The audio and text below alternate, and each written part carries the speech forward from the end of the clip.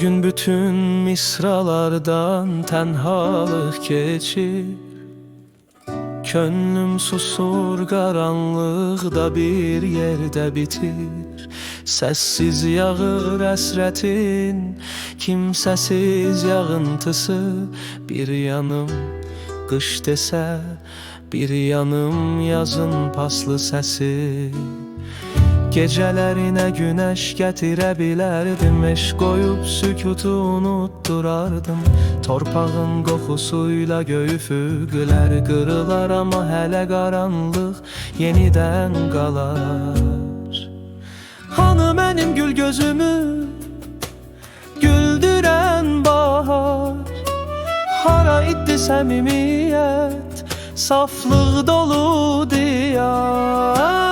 Həsrət qoxusu hər sətirmiş ömründə, bal verən dodağanı yuxumun kövrəyində.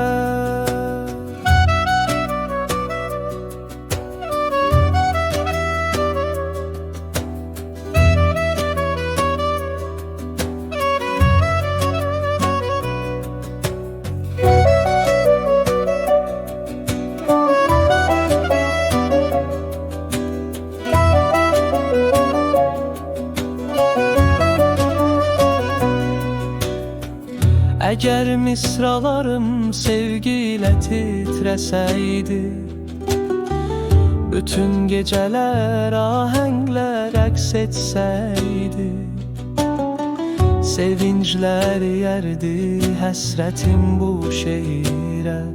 Bütün geceleri dillə bəzərdim dəfələrlə.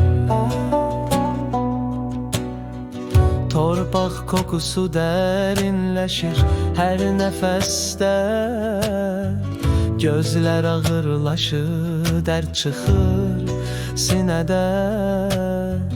Qaranlıq çökür günə üsyan edənlərə, təbəssümlər hara gedib qış yüklənəndə. Hanı mənim gül gözümü güldürən bahar? Hara iddi səmimiyyət, saflıq dolu diyar? Həsrət qoxusu hər sətirmiş ömründə, bal verən dodağanı yuxumun kövrəyində.